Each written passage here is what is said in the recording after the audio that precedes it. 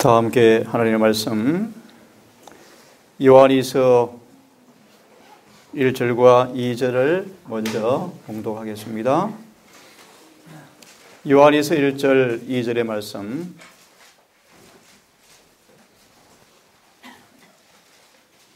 제가 전 성경으로 몇 구절을 먼저 봉독하겠습니다. 요한이서 1절 2절의 말씀 장로는 선택받은 부인과 그녀의 자녀들에게 편지하노라. 내가 진리 안에서 너를 사랑하며 나뿐 아니라 진리를 안 모든 자도 그리함은 2절입니다. 우리 안에 거하여 영원토록 우리와 함께할 진리로 인함이로다. 다시 읽습니다. 우리 안에 거하여 영원토록 우리와 함께할 진리로 인함이라. 4절을 보면 내 자녀들아 우리가 아버지께 명령을 받은 대로 진리 안에서 걷는 것을 내가 보고 크게 기뻐하였노라. 한 구절 더 봅니다. 9절의 말씀입니다. 누구든지 죄를 지으면 그리스도의 교리에 거하지 아니하는 자에게는 하나님의 없고 그리스도의 교리 안에 거하는 자에게는 아버지와 아들이 둘 다 있느니라. 질문을 드릴까요? 우리 안에 주님께서 우리 안에 어떻게 무엇을 통해 거하시죠? 진리입니까? 말씀이죠. 말씀. 삼서 한 말씀을 더 보고 오늘 특별한 주제를 같이 좀 공부를 하겠습니다. 삼서 3절 4절을 다시 같은 말씀이지만 다시 제가 읽겠습니다. 형제들아 와서 내가 진리 안에서 걷는 그대로 내 속에 있는 진리에 대해서 증언하였으므로 내가 크게 기뻐하였노라. 내게는 내 자녀들이 진리 안에서 걷는다는 것을 듣는 것보다 더 큰 기쁨이 없도다. 이 마지막 주님은 남은 교회를 세우시고 세상에 알지 못하는 부유한 진리의 은혜 안에서 우리를 거하게 하였음을 참 감사하시죠. 특별히 그 중에 하나인 중요한 주제인 현대 진리의 중심, 성소 정결. 이 주제를 좀 같이 한번 설교라기보다는 공부하는 식으로 이 말씀에 대한 이해를 분명하게 하는 그런 기회로 좀 삼았으면 좋겠다라는 생각이 들어집니다. 특별히 성경 본문 가운데 예수의 사명을 가장 정확하게 함축적으로 설명한 본문이 요한복음 2장입니다. 요한복음 2장을 보시면 2장을 다 보지 않고요. 몇 구절을 보면서 시작을 할 텐데요. 요한복음 2장 13절과 14절의 말씀은 예수님의 사명을 가장 정확하게 나타내주는 본문 가운데 하나가 요한복음 2장 13절과 22절의 말씀입니다. 한마디로 예수께서 이 땅에 오신 목적은, 그분의 사명의 목적은, 들으십시오, 성소를 정결하게 하러 오셨습니다. 지금 본문의 말씀을 해석하려고 편 것은 아니지만 이 본문을 보시면 성소가 정결하게 되어진다는 것이 무엇인가를 잘 보여주는 실물 교훈이기도 합니다. 오늘 주제는 성소 정결, 현대 진리의 중심. 이 제목을 같이 한번 공부해 볼 텐데요. 참고로 본 요한복음 2장 13절 이하의 말씀을 오후에 시간이 되시면 시대의 소망에 성전을 정결하게 하신 장을 꼭 한번 읽어봤으면 좋겠습니다. 자, 먼저 한 본문의 말씀을 좀 천천히 읽어드리겠습니다. 우리는 하나님의 율법을 반대하는 사람들로 하여금 가장 심한 반대를 받을 것이다. 그러나 우리는 예루살렘의 성벽 건축자들처럼 소문이나 토론이나 논쟁을 원하는 사자들이나 혹은 위협이나 허위 출판물이나 사단이 교사한 어떤 계략에 의해서도 우리의 일에서 돌아서서는 방해를 받아서는 안 된다. 특히 우리 일이 뭔가를 이게 제일 첫 구절에 암시하고 있죠. 하나님의 율법을 반대하는 사람들로 하여금 심한 반대를 받게 될 것이다. 여러 번 언급해 드렸지만 제7 안식일 예수 재림교회를 세우신 뚜렷한 목적은 율법에 뭐로 세웠다고 말씀을 드렸죠? 보관자다. 율법의 신탁자다. 라는 말씀을 드렸는데요. 자, 차차 읽으면서 해보겠습니다. 우리의 대답은 내가 이제 큰 역사를 하니 내려가지 못하겠노라 라고 대답해야 한다. 우리는 때때로 어떤 방침을 따라야 할지 하나님의 사업의 영광을 훼손하지 않고 그분의 진리를 옹호할지 몰라서 당황할 때가 있을 것을 말씀하십니다. 그래서 느헤미야의 말씀을 인용하죠. 느헤미야는 이런 반대자들을 대하는 방법에 관하여 우리의 마음에 강한 인식을 심어주고 있다. 느헤미야가 마음을 낮추고 하나님께 간구를 올린 것과 같이 우리도 이 모든 것들을 하나님께 기도로 가져가야 한다. 그는 요동치 않고 그런 믿음으로 하나님께 메어 달렸다. 이것이 우리가 따라야 할 행동 방침이다. 하나님의 종들에게 시간은 너무나 소중한 것이기 때문에 주의 안식일을 미워하는 사람들이 하나님의 종들을 나쁘게 말한 것을 변명하는데 시간을 들일 수가 없다. 우리는 흔들리지 않는 확신으로 전진해야 하며 하나님께서 그의 진리에 크고 귀중한 승리를 주실 것을 믿어야 한다. 온유와 겸비를 가지고 순결한 생애를 살면서 그리스도를 의지함으로써 우리는 우리가 진리를 가졌다는 설득력을 지니게 될 것이다. 다시 봅니다. 온유와 겸비를 가지고 순결한 생애를 살면서 그리스도를 의지함으로써 우리가 진리를 가졌다라는 그 사실을 증거하는 그 힘을 얻어야 한다. 그 말의 의미를 여러분 이해하시겠죠? 자, 여러분 현대 진리가 뭡니까? 현대 진리. 제가 이렇게 간단하게 정리해 보았습니다. 이 시대 하나님의 백성들의 의무와 사명과 관련된 진리다. 이 마지막 시대에 사는 당시의 백성들의 의무가 무엇이며 사명이 무엇이며 그와 관련된 이 진리가 현대 진리다라고 설명을 함축했습니다. 몇 가지 예시의 말씀을 보겠습니다. 그 시대의 특수한 진리다. 이 시대에 필요한 신앙의 활용에 따른 진리다. 교회 역사 각 시대마다 백성의 필요와 적합한 어떤 특별한 진리, 그것이 바로 현대 진리다. 같은 말씀이지만 그 시대에 적합한 진리다. 이 말씀을 한번 요약을 해보겠습니다. 루터의 시대에도 뭐가 있었다고요?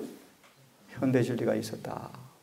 그와 마침의 위치와 사업, 그것에 관련된 진리가 일명 현대 진리라는 것입니다. 각 사람은 영혼을 구원하든지 잃어버리든지 하게 될 것이다. 특별히 각 사람은 하늘 법정에 계류되어 있는 소송 사건이 있다. 우리 모두는 하늘의 법정에 뭐 되어 있습니까? 소송 사건에 다 말려 있는 사람들입니다. 자, 오늘 주제 성경 구절이죠. 그가 내게 이르되 2300주야까지니 그때 성소가 정결하게 함을 입으리라. 다니엘서 8장 14절의 말씀이죠. 일일이 말씀 설명하지 않겠습니다. 이 성소 정결이라는 말씀의 의미가 뭔가를, 그 내용을 이 말씀으로 제가 대신 설명을 드리겠습니다. 2300주야까지인데 성소가 정결함을 입으리라 라고 말씀하셨는데, 이 말씀을 우리 잘 아시는 말씀으로 한번 내용을 생각해 보겠습니다. 선지자는 그의 임하는 날을 누가 능히 당하며 그의 나타나시는 때에 누가 능히 서겠는가? 언제를 가리키죠? 재림을 가리키죠? 재림을 가리키죠? 그는 금을 연단하는 자의 불과 같이 표백하는 자의 재물과 같을 것이라. 그가 은을 연단하여 깨끗게 하는 자 같이 앉아서 레위 자손을 깨끗게 하되 금과 같이 그들을 연단하리니 그들이 의로운 제물을 나 여호와께 드릴 것이라 라고 말한다. 하늘 성소에서 그리스도의 중보 사업이 거치게 될 때 곧 성소가 정결해져 버렸죠. 그런 뜻입니다. 세상에 살아있는 사람들은 거룩하신 하나님 앞에서 중보자 없이 서게 될 것이다. 현대진리가 뭔가? 이런 때를 위해서 한 백성을 준비시키는 기밀입니다. 그죠? 주의 두 번째 오심을 위해서 당신의 백성을 준비하기 위해서 다시 말하면 하늘 성소 봉사가 끝이 나고 중보자 없이 서는 때를 위해서 한 백성을 준비시키기 위해서 그런 특별한 때에 살 수 있는 백성을 적합한 사람으로 만들기 위해서 우리의 주신 기밀이 뭐라고요? 현대진리, 현대진리. 하늘 성소에서 그리스도의 중보 사업이 거치게 될 때 세상에 살아있는 사람들은 하나님 앞에서 중보자 없이 서게 될 것이다. 그래서 우리가 뭐 해야 되죠? 성소가 정결해져야 돼요. 그들의 옷은 흠이 없어야 하고 그들의 품성 피부림을 통해서 죄에서 깨끗해졌어야 한다. 그들은 하나님의 은혜와 그들 자신의 꾸준한 노력으로 말미암아 악과의 투쟁에서 승리자가 되어야 한다.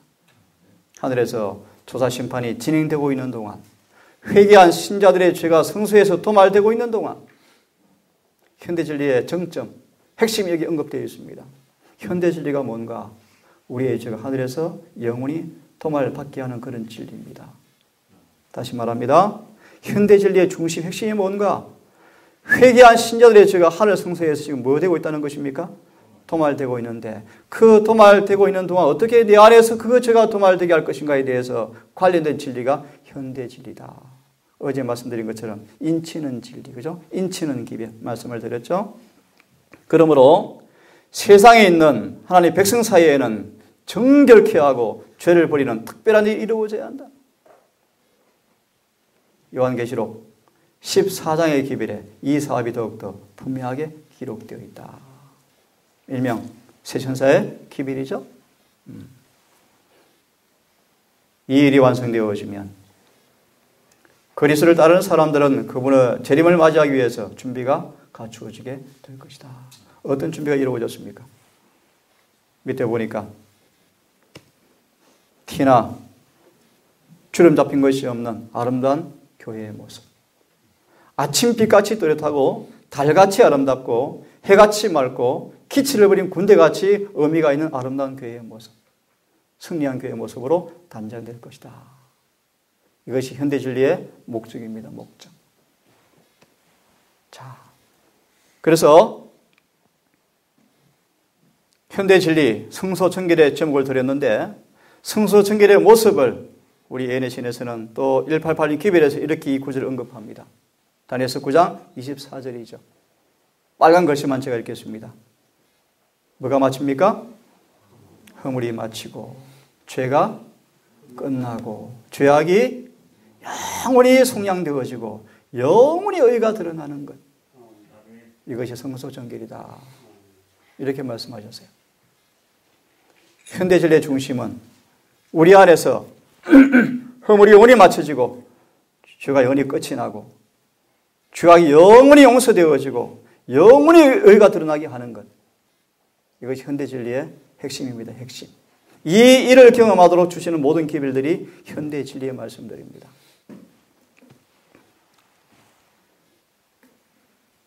디모데전서 3장 16절을 이렇게 언급하고 있습니다. 구속하시는 일은 비밀이라고 불리우는데 그것은 참으로 비밀이다. 이는 그 비밀로 말미암아 영원한 의가 믿는 모든 자에게 미치기 때문이다. 한마디로 성소 정결하게 된 모습을 설명하죠. 영원히 우리 안에 뭐가 오는 것입니까? 그 의가 우리의 것으로 미치는 것이라고 말씀을, 그것이 바로 구속이다라고 말씀하죠. 자, 그러면 로마서 8장을 좀 제가 읽어보겠습니다. 8장 3절의 말씀이죠. 율법이 육신으로 말미암아 연약하여 할 수 없는 그것을 하나님은 하셨다. 좀 더 쉽게 풀이하면 타락한 죄된 본성을 가진 인간들은 뭘 할 수 없습니까? 율법의 요구를 이룰 수가 없었죠. 그런 희망 없는 이 죄인들에게 하나님께서 희망의 길을 제시하시는데, 다시 말합니다. 죄를 범하여 더 이상 죄의 정죄와 율법의 요구에서 충족할 수 없는, 충족시킬 수 없는 이 죄인의 상태를 아시는 하나님께서 이 죄인들 앞에 구원의 길을 제시하셨는데 어떻게 하셨는가? 이렇게 말씀하셔요. 곧 죄를 인하여 자기 아들을 죄 있는 육신의 모양으로 오셔서 뭐 하셨다고 말씀하죠? 육신의 죄를 정하셨다. 조금 쉽게 풀이하면 타락하여 죄된 본성을 지녀서 스스로 죄를 이길 수가 없고 스스로 거룩한 율법의 요구를 이룰 수 없는 그런 타락한 상태에 있는 죄인들에게 주님께서 그런 타락한 인간의 육신의 모양을 가지고 오셔서 그런 육신 가운데서 영원히 죄를 폐기 처분하시고 죄를 승리하시고 죄를 짓지 않은 길을 열어놓으시고 율법을 승리할 수 있는, 이룰 수 있는 그런 길을 열어놓으셔서 그런 뜻입니다. 그러니까 어떻게 그 일을 하셨는가? 4절입니다. 육신을 쫓지 않고 그 영을 쫓아 행하는 우리에게 무엇을요? 율법의 요구를 이루어지게 하려 하심이라. 이 말씀은 이 앞에 구속의 비밀, 어떻게 우리에게서 죄가 영원히 끝이 나고 영원히 그분의 의가 우리 안에 있게 되는가, 그 일을 말씀해 주는 성경 본문이 로마서 8장 3절과 4절의 말씀입니다. 오늘 우리 김성희 형제의 인용한 말씀이죠. 곧 예수 그리스도를 믿음으로 말미암아 모든 믿는 자에게 미치는 의인이, 하나님의 의인이 차별이 없느니라. 모든 사람의 죄를 지었으며 하나님 영광에 이르지 못하더니 그래서 예수 안에 있는 구속으로 말미암아 하나님의 은혜로 값없이 어렵다 하심을 얻은 자 되었느니라. 이 예수를 하나님이 그의 피로 인하여 믿음으로 말미암는 화목제물로 세우셨으니 이는 하나님께서 길이 참으시는 중에 전에 지은 죄를 간과하심으로 자신의 의로우심을 나타내려 하심이라. 곧 이때 자기의 의로우심을 나타내사 자기도 의로우시며 예수를 믿는 자도 의롭다 하려 하심이라. 아주 중요한 본문의 말씀인데 한번 같이 한번 읽어봤으면 좋겠습니다. 어떻게 일을 하시는가? 제가 오늘 그 성수성기의 말씀을 드리기 앞서서 의에 대한 말씀을 좀 드리는 것입니다. 같이 한번 읽어봅시다. 어떻게 일을 하시는가? 율법은 시작.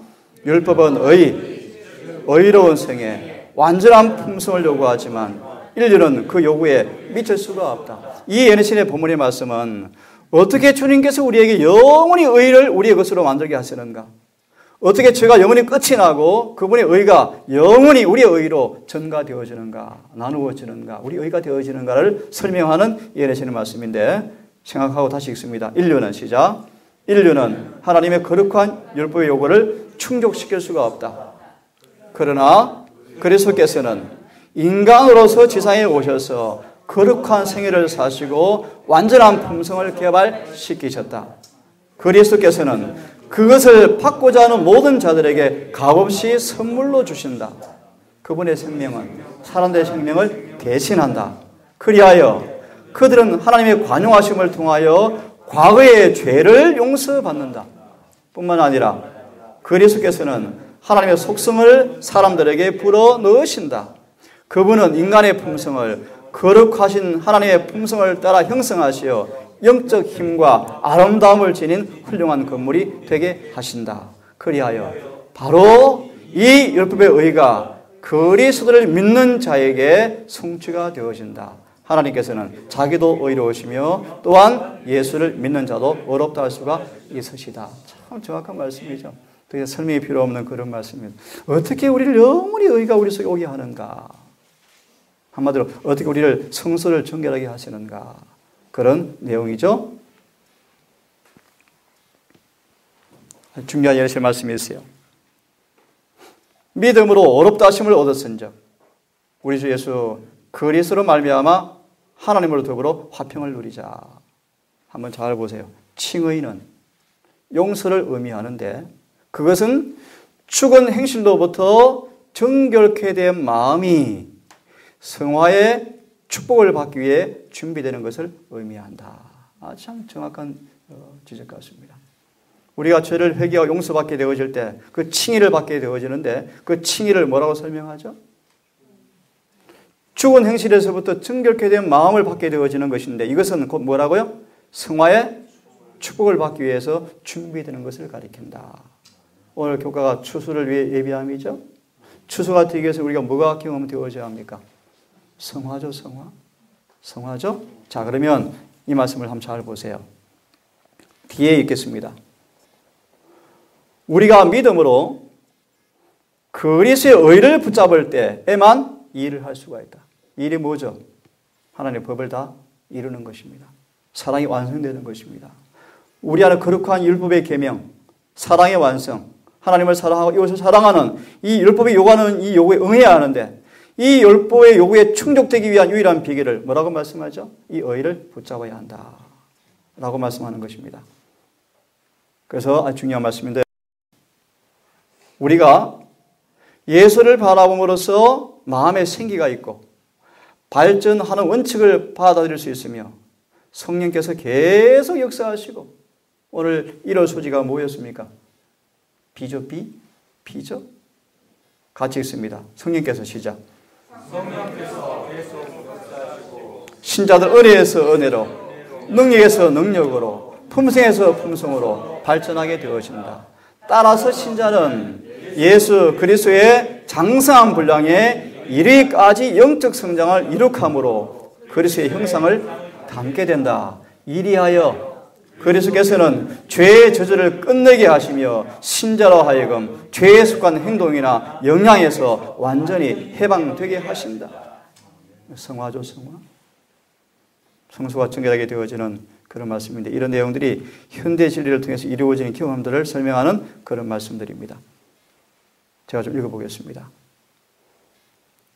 그리스도께서는 죄가 끝나게 하셨으며 나무 위에서 당신 자신의 몸으로 무거운 짐을 지셨고 당신을 개인적인 구세주로 믿는 모든 자들에게서 죄의 저주를 제거해 버리셨다.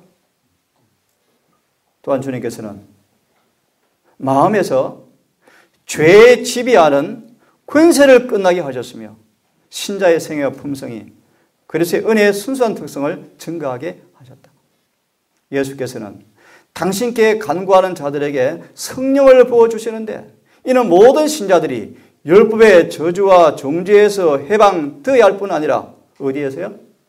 죄의 타락에서 구원을 받아야 할 필요가 있기 때문이다. 그리스도께서는 우리 가운데서 역사하시어 당신의 의를 우리에게 입혀주심으로 진리로 거룩하게 하시어 성령의 역사를 통해서 신자가 천국에 합당한 자가 되게 하는 것이다. 이러한 성화의 과정이 없이는 아무도 하늘나라에 들어갈 수가 없다. 우리들은 성령의 감화와 그리스도의 의로 거룩한 분위기 가운데서 거할 수 있는 자격을 얻지 못하는 한 천국에서 즐거움을 누리지 못하게 될 것이다. 자, 이런 말씀들은 현대의 진리를 통해서 이루어지는 모습들을 쭉 제가 말씀을 좀 드렸습니다. 성소에 대해서 같이 한번 생각을 좀 해보려고 해요. 특별히 지성소를 보면은 이 법궤의 양쪽에 누가 서 있죠? 거룩 천사가 서 있죠? 날개로 발을 가리우고 날개로 얼굴을 가리우면서 나는 모습을 보여주는데 예를 이렇게 묘사합니다. 지상 성소에 있는 천사들이 존경하는 태도로 속죄소를 내려다보고 있는 것은 속죄 사업에 대한 하늘 천사들의 관심과 흥미를 보여준다. 이것은 천사들이 알기를 원하는 자비의 오묘이다. 그 오묘는 하나님께서 회개한 죄인을 의롭다 하시고 당신이 의롭게 되시는 것. 타락한 인류로 하여금 다시 교제를 새롭게 하셔서 동시에 그분께서도 의로우실 수 있다는 것. 수많은 무리를 멸망의 구렁텅이에서 구원하시기 위해서 강림하시는 것. 흠이 없는 당신의 의를 옷 입히시는 것. 일찍이 타락한 일이 전혀 없는 천사들과 연합시키사 당신 앞에서 영원히 살게 하시는 것. 이것이 온 하늘의 천사가 바라보는 뭐라고요? 관심과 구경거리라고 말씀하셔요. 자, 다음 말씀들은 아주 중요한 말씀들입니다. 좀 차근차근 읽더라도 이 말씀을 좀 깊이 이해하는 차원에서 제가 좀 자세히 좀 읽어드리겠습니다. 성소봉사가 몇 부분으로 나누어져 있습니까? 두 부분. 뭐와 뭐죠? 매일의 봉사와 연례 봉사입니다. 매일의 봉사 어디서 이루어집니까? 뜰과 번제단과 성소입니다. 성소. 뜰과 번제단과 성소에서 매일의 봉사가 이루어지고 연례 봉사는요? 지성소. 오늘 주제는 현대진리입니다. 현대진리는 무엇입니까? 지성소에서 벌어지는 일들과 관련된 진리가 현대진리입니다. 자, 그러면 매일의 봉사 가운데 가장 중요한 부분이 뭔가? 개인들을 위한 봉사를 하는 것인데 잘 보십시오. 매일의 제사에서 가장 중요한 봉사가 뭔가? 회개하는 죄인이 자신의 재물을 성왕문으로 가져와서 희생 제물의 머리에 손을 얹고 죄를 고백하면 이 상징적인 행위에 의하여서 죄가 죄인에게서 어디로 옮겨집니까? 제물로 옮겨지죠. 그런 다음 짐승이 뭐 합니까? 죽임을 당합니다. 그때 제사장은 그 피를 가지고 어디 들어갑니까? 성소에 들어갑니다. 죄인이 범한 신성한 율법이 들어있는 붓기 앞에 있는 휘장 앞에 뿌립니다. 중요한 말씀입니다. 이 의식을 통해서 그 죄가 피를 통하여 상징적으로 성소에 옮겨지는 것을 보여주고 있다. 중요합니다. 매일의 제사는 뭐 하는 것이죠? 죄인에게서 죄가 분리되어져서 성소로 옮겨지는 것입니다. 이걸 이름하여 용서, 또요 의롭다 하심. 이 의롭다 하심 속에는 칭의와 성화가 다 포함되어 있습니다. 잘 들으면서 봅니다. 이것이 연중 매일 진행되는 봉사였는데 이와 같이 이스라엘의 죄가 성소로 옮겨져서 성소가 더럽혀졌으므로 이 죄를 제거할 특별한 일이 필요하게 되었다. 그래서 하나님께서는 성소와 지성소의 각 칸을 위하여 속죄하라고 명령하셨으며 제단에 대해서도 이스라엘 자손의 부정에서 단을 성결케 할 것이라고 말씀을 하고 있는 것입니다. 자, 그러면 1년에 한 번 언제죠? 대속죄일에 대제사장이 어디 들어갑니까? 이제 뭐 하러요? 정결케 하러요. 지성소에서 거행된 이 봉사로 연중 일체의 봉사가 완결되었다. 대속죄일에 두 염소가 새끼가 성막문으로 끌어 나오죠. 한 염소가 여호와를 위해서 제비를 벗고 한 염소가 아사셀을 사단을 대표한 염소로 선택이 되어집니다. 그런 다음 예수를 의미하는 염소가 먼저 죽임을 당해서 그 피를 이제 어디 가죠? 성소가 아니고 지성소 가서 속죄소 위에 뿌리게 되어 있습니다. 레위기 10장 16절은 그렇게 말씀하죠.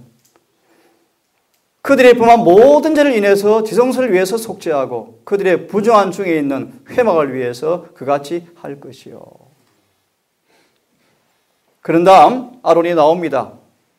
두 손으로 남아있는 아사셀 염소의 머리에 잘 들어보세요. 이스라엘 자손의 모든 불의와 그 범한 모든 죄를 고하고 그 죄를 염소의 머리에 두어서 미리 정한 사람에게 맡겨서 광야로 보낼지니 염소가 그들의 모든 불의를 지고 무인증이 이르거든 염소를 광야에 놓을지니라. 한번 정리를 잘 해보세요. 이와 같이 염소가 광야로 끌려가 버려지기 전까지는 백성들은 자신들이 그들의 죄짐에서 벗어난 것으로 여기지 않았다. 이러한 속죄 사업이 진행되는 동안 각 사람은 영혼을 괴롭혀야 하였다. 모든 일을 중지하고 온 이스라엘 백성은 기도와 금식과 마음의 깊은 반성으로 하나님 앞에서 겸비하게 그들을 보냈다. 한번 같이 읽어봅시다. 정리를 좀 잘 하실 겸. 자, 시작. 백성들은 이 연례적 봉사로 속죄에 관한 중요한 진리를 배웠다. 속죄가 뭔가를 잘 설명하고 있습니다. 1년 동안 시작. 1년 동안 드려지는 속죄제를 통해 이 속죄제가 미안합니다. 잠깐만요. 1년 동안 드려지는 속죄제, 이 번역이 적절하지 않습니다. 이렇게 되어 있습니다. 1년 동안 드려지는 죄를 분리시키는 제사를 통해 이렇게 되어 있습니다. 자, 다시요. 1년 동안 매일의 제사를 통해서 뭐가 드려졌습니까? 죄인에게서 죄가 제거되어져서 성소로 옮겨지는 제사, 그런 뜻입니다. 자, 다시 읽으십시오. 1년 동안 시작. 1년 동안 드려지는 속죄제를 통해서 죄인을 대신하여 대치물이 간합되었지만 그 희생제물의 피가 죄를 완전히 속죄하지는 못했다. 언제 속죄합니까? 대속죄일이죠. 그것은 시작. 그것은 다만 죄가 성소로 옮겨지는 방편을 제공한 것뿐이었다. 계속요. 피를 드리는 제사로 죄인은 율법의 권위를 인정하고 자신의 범죄를 고백하는 동시에 세상의 죄를 지고 가시기로 되어 있던 그분께 대한 믿음을 표명하였다. 그러나 그가 율법의 승부에서 완전히 해방된 것은 아니었다. 대속죄일에 대제사장은 회중을 위한 한 제물을 취하여 그 피를 가지고 지성소에 들어가 율법에 기록된 속죄소에 뿌렸다. 이와 같이 하여 죄인의 생명을 요구하는 율법의 요구가 충족되었다. 그리고 대제사장의 중보자의 신분으로 그 죄를 가지고 성소에 나와 이스라엘 백성의 모든 죄짐을 지게 되었다. 아사셀 염소에 안수하죠. 그때 그 광야로 보내져서 마침내 분리되었을 때 백성들은 뭘 경험하게 되어지죠? 그때 마침 죄가 백성에게서 영원히 분리된 것으로 그들은 생각하였다. 이와 같은 것이 하늘에 있는 것의 모형과 그림자로서 수행한 봉사였다. 정리가 됐죠? 자, 우리 구주께서 성천하신 후에 우리의 대제사장께서 하늘 성소에 들어가신 사실을 언급하고 있는데요. 뒷부분을 다시 한번 보겠습니다.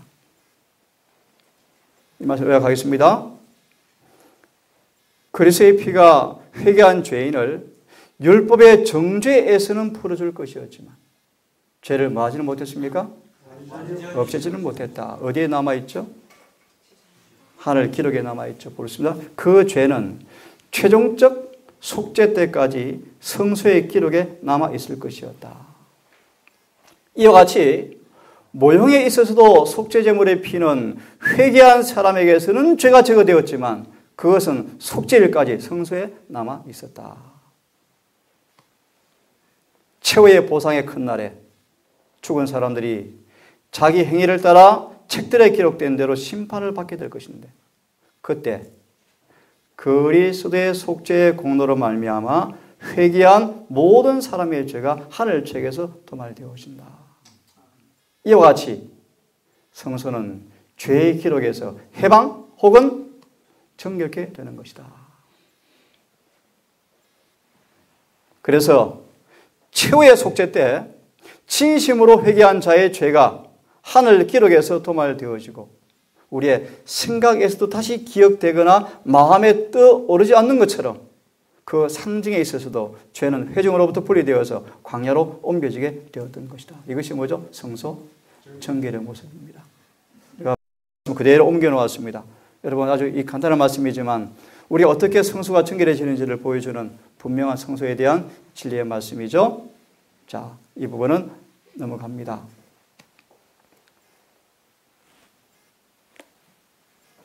다시 말씀을 제가 읽겠습니다. 약 1800년 동안 무슨 말이죠? 부활 성천하셔서 지성소로 들어가시기 전에 이 1800년 동안 성소 첫째간에서 이 봉사사업이 계속되었다. 매일의 봉사죠. 회개한 죄인들은 그들을 위하여 애수하시는 그리스도의 피로 말미암아 죄 용서를 얻고 아버지께 간합되었지만 그들의 죄는 여전히 기록책에 남아 있었다. 모형적 봉사에서 1년의 마지막 속죄 사업이 있었던 것처럼 인류의 구속을 위해서 그리스도의 사업이 마치기 전에 성소에서 죄를 도말하기 위해서 속죄 사업이 있게 되어진다. 그것이 뭐다? 2300주야다.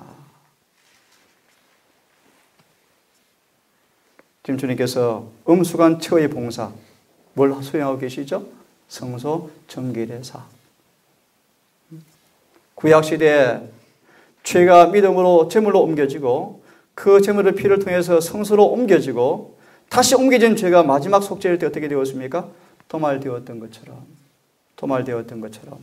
잘 들어보시고 마지막입니다.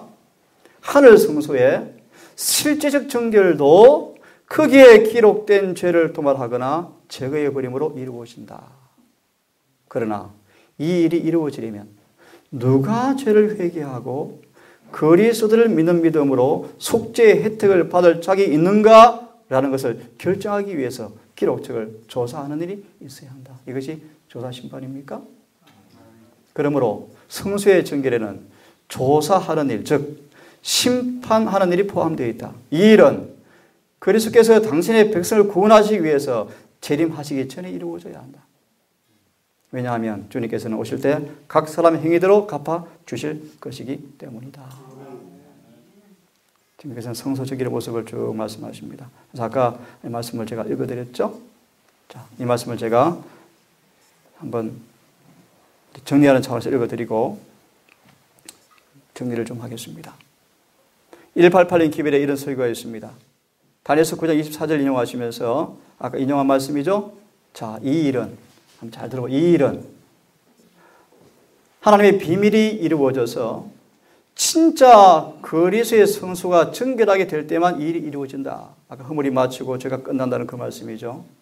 이 일이 이루어지는 것은 성소가 정결하게 되어서 허물이 마치고 죄가 끝나서 잘 보세요. 예수를 믿는 자들이 온전하게 될 때이며 다른 한편으로는 악인들이 멸망하여 허물이 마치고 죄가 끝나서 이 우주가 온갖 더러운 죄에서 정결하게 되는 때를 가리킨다. 하나님의 비밀이 이루어지는 것, 그것은 복음사업이 마치는 것이다. 복음사업이 마치는 것은 첫째로 모든 종류의 죄를 내보내고 모든 사람 마음속에 영원한 의를 들어오는 것, 곧 그리스도가 완전히 형성되는 것이며 예수를 믿는 모든 사람들의 육신에서 하나님만이 나타나는 것을 의미한다. 둘째로 복음 사업이 마친다는 것은 복음을 받아들이지 않는 모든 사람들의 멸망을 의미한다 라고 1882년 이렇게 이해를 하고 있습니다.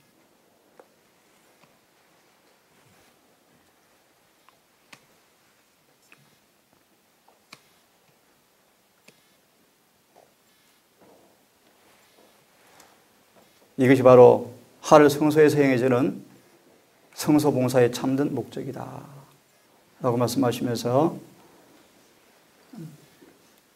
마침내 우리를 영원히 온전케 되어서 거룩하게 한 사람들을 영원히 온전케 하신다라는 말씀으로 1882년 기별의 이 말씀이 마무리되고 있습니다. 오늘 기별을 좀 정리를 좀 해보겠습니다. 현대 진리의 중심이 뭡니까? 성소가 정결하게 되어지는 것입니다. 지금 예수님은 하늘에서 성소를 마지막으로 정결하게 하는 사업을 하고 계셔요. 그럼 현대 진리가 뭔가? 하늘 성소 정결의 사업에 참여하도록 주신 모든 기별들이 현대 진리입니다. 그래서 현대 진리의 핵심이 무엇입니까? 어디에 기록되어 있습니까? 요한계시록 14장이에요. 14장. 그런 의미에서 14장에 나오는 새천자의 기별이 무엇인가를 이해하고 체험하는 것은 바로 현대 진리의 중심인 성소 정결의 사업에 우리가 조화되게 하는 하나님의 기별들이죠. 그런 의미에서 우리가 그 기별이 뭔가를 연구하고 또 체험하는 것이 지금 우리의 의무이자 역할이라고 말씀을 하시는 것입니다. 그에 관계된 수많은 말씀들이 많지만 예컨대 건강개혁 기별, 시골생활, 교육개혁 기별 이 모든 것은 이 현대인의 중심 성소 정결을 경험하도록 주시는 여러 가지 의무를 수행하는 그런 기별들을 우리 앞에 주어지고 있는 것입니다. 성도 여러분, 이미 아는 말씀이었지만 이 단순한 이 부자 선지자 말씀을 통하여서 이렇게 우리의 죄가 용서되어지고 도말되어지는 것이구나.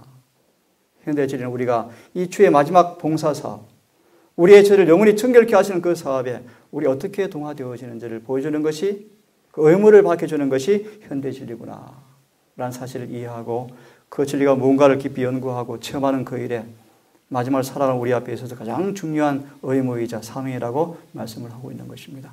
모쪼록 매일매일의 삶을 오늘 기억제일 또 교과처럼 추수가 가까운 이때 우리 안에 성소가 정결해지는 거룩한 경험이 있을 수 있도록 혼신을 다하고 전심을 다하는 정직한 성도로 서기를 간절히 바라겠습니다. 거룩한 말씀을 따라 우리를 낳으시고 이 마지막 세대의 마지막 지상 역사의 최후의 마지막 날에 한 교회를 세우사 우리를 있게 하시고 우리 주님의 대제사장의 마지막 봉사 사업에 경험하도록 필요한 양식인 현대 진리를 우리에게 주셔서 우리 주님의 중보 사업의 혜택을 통하여서 우리 영혼의 성수가 깨끗해지는 거룩한 소임을 주신 아버지, 이를 우리가 충성스럽게 수행하고 경험하여 우리의 삶 속에 이루어지는 그 놀라운 복음의 비밀이 무엇인가를 증거하는 그런 삶을 살기를 원합니다. 아멘. 아버지, 오늘 이 시간 말씀을 통하여 현대 진리의 중심의 성소 정결의 의미가 무엇인가를 정언의 말씀을 통해서 우리 함께 공부해 보았습니다. 아멘. 어떻게 죄에서 제거되어지고 죄가 용서되어지고 죄가 도말되어지는지, 누가 도말을 받게 합당한지 말씀을 통해서 우리가 살펴보았습니다. 아버지 말씀을 깊이 음미하며 생각하며 이 말씀을 경험하기 위해서 우리가 어떤 일이 필요하고 어떤 몫을 감당해야 할 것이며 우리가 무엇을 해야 할 것인가를 잘 알려주셔서 현대 진리에 대한 이 말씀을 통하여 아무도 실패하지 아니하고 성공적으로 하늘 성소 정결의 사업에 참여하는 모두가 될 수 있도록 인도해 주시옵소서. 아멘. 오늘도 안식일 해가 지도록 하늘 성소 봉사의 주의 사업을 잊지 말게 하시고 믿음으로 바라보게 하시며 이 교제가 우리 서로의 교제가 되게 하셔서 피차를 서로 믿음으로 세워주고 서로 거룩하게 하는 경험에 참여가 될 수 있는 도움을 베풀 수 있도록 인도해 주시옵소서. 아멘.